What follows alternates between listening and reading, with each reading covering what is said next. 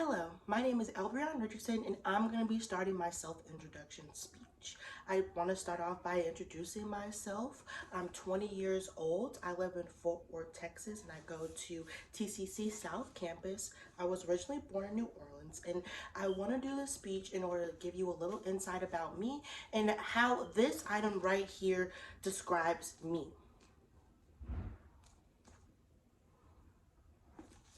Okay, so this book here is actually called The Cruel Prince by Holly Black. It's one of my favorite stories, and I start off by explaining why this book really represents me, or why I chose this item specifically, is because a lot of people tend to judge things by the cover. They tend to judge me by what I look like on the outside.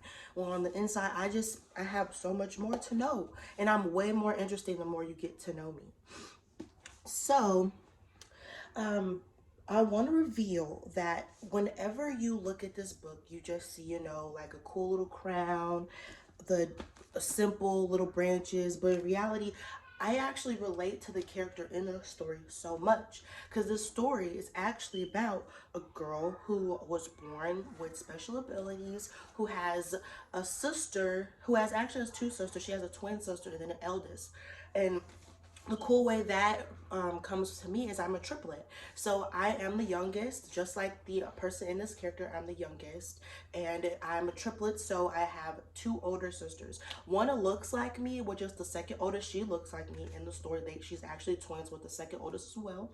And then her eldest sister is completely different from her. And what's crazy is because even though we're triplets and we're sisters, we all maybe look the same, she actually looks different from me and my sister, who look identical to each other. She's taller, darker, but we are the most tight-knit, loving sisters you'll ever meet.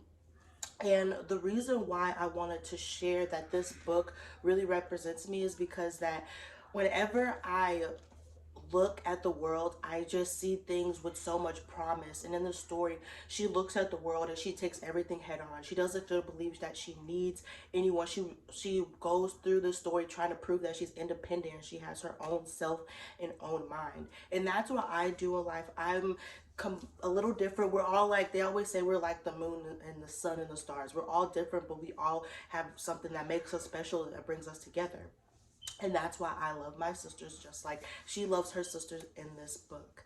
I really, really hope that my explanation on my introduction with this book really gave you an insight on how I see things and how I relate, and this book represents me.